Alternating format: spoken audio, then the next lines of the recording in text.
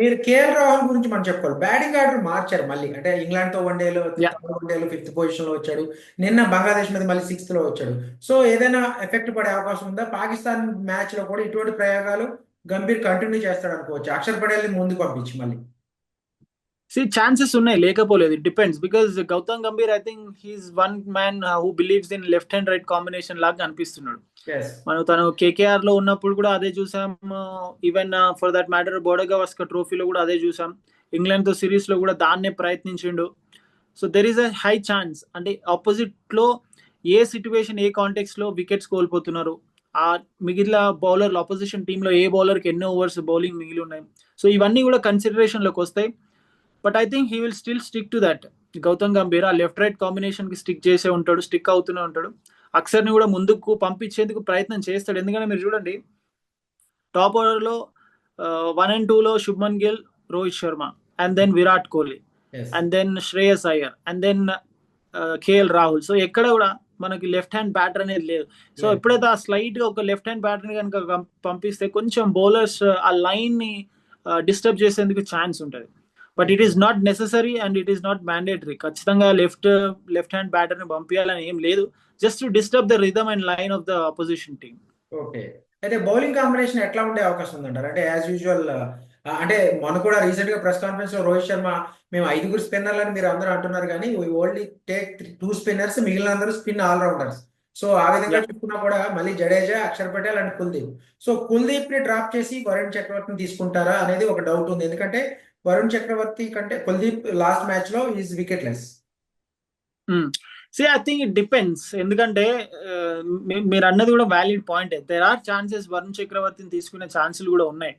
ఎందుకంటే Pakistan batting team చాలా weak గా ఉంది. వీక్ గా ఉంది ఎందుకు అంటున్నా అంటే రీసెంట్ టైంలో అంత పెద్ద ఫామ్ లో లేరు కాబట్టి. And that to when you're bringing someone who is very mysterious. ఒక బౌలర్ అన్ని రకాలుగా లెగ్ స్పిన్, అంటే అదే యాక్షన్ తో leg spin ball away from the batter in to the batter, googly అన్ని రకాలుగా బౌలింగ్ చేస్తాడు కాబట్టి. అండ్ పాకిస్తాన్ ప్లేయర్స్ ఎప్పుడు ఆడలేదు కూడా yes. Varun Chakravarthy. If I'm not wrong, maybe 2021 world cup under sorry T20 world cup తప్పించి ఎస్. అప్పుడు తనని సెలెక్ట్ చేసినారు, yes. If I'm not wrong. Yeah. So I think there are chances. Kuldeep ని కాకుండా వరుణ్ చక్రవర్తిని తీసుకునే ఛాన్సెస్ కూడా లేకపోలేదు. ఓకే. అయితే ఫాస్ట్ బౌలింగ్ కాంబినేషన్ లో షమి తన పెర్ఫార్మెన్స్ తను ఇచ్చాడు. ఖచ్చితంగా పాకిస్తాన్ మ్యాచ్ కూడా అతనే కీ రోల్. అయితే సెకండ్ పేస్ బౌలర్ గా హర్షదీప్ కి లేదా హర్షిత్ రాణా మధ్య పోటీ ఉంది. హర్షిత్ రాణా ఫస్ట్ మ్యాచ్ లో కూడా ఇంప్రెస్ చేశాడు. బట్ హర్షదీప్ కి ఛాన్స్ ఉంటుంది అనుకోవచ్చా పాకిస్తాన్ మ్యాచ్ లో? సో మనం జనరలీ ఇలాంటి ఐసీసీ టోర్నమెంట్స్ లేదంటే మల్టీనేషనల్ టోర్నమెంట్స్, వరల్డ్ ఈవెంట్స్ లో మీరు ఒకసారి ఒక విన్నింగ్ కాంబినేషన్ తో స్టార్ట్ అయిన తర్వాత it is very tough for any coach or the captain to go with other team. So uh winning combination disturb చేయడం ఎందుకు? అండ్ దట్ టు మీరు ఇందాక అన్నట్టు కుల్దీప్ ప్లేస్ లో వరుణ్ చక్రవర్తి అని, అండ్ ఇప్పుడు హర్షిత్ ప్లేస్ లో హర్షదీప్ అని. సో అలా two changes very highly impossible, 2 చేంజ్లు చేయడం. వరుణ్ చక్రవర్తి ఏంటంటే కొంచెం ఛాన్స్ ఉంది, ఎందుకంటే బ్యాటర్స్ ని కొంచెం ఇబ్బందికరంగా పెట్టి బౌలింగ్ చేసే ఛాన్స్ ఉన్నాయి కాబట్టి. కాబట్టి హర్షదీప్ సింగ్ చూస్తే హర్షదీప్ సింగ్ చూస్తే T20లో ఇండియాకి హైయెస్ట్ వికెట్, ఇండియాకి number 1 T20 bowler. But when it comes to 50 over format, I think తను అంత ఎఫెక్టివ్ గా ఉన్నాడని టీమ్ మేనేజ్మెంట్ నమ్మట్లేదు అనుకుంటా. బహుశా అందుకే ఇప్పటి వరకు తనకు ఎక్కువ అవకాశాలు రాలేదు 50 ఓవర్ ఫార్మాట్ లో కావచ్చు. టెస్ట్ క్రికెట్ అయితే I don't think he has, I mean debut కూడా చేయలేదు Harshdeep. Harshdeep. So so it is very difficult, ఎందుకంటే కొంతమంది ప్లేయర్స్ కి ఒక ఫార్మాట్ చాలా చక్కగా సూట్ అవుతుంటుంది. సో మీరు T20లో 4 ఓవర్లు వేస్తారు, ఐపీఎల్లో 4 ఓవర్లు వేస్తారు. అదే 50 ఓవర్కి వచ్చే వరకు 10 ఓవర్లు బౌలింగ్ చేయాలి.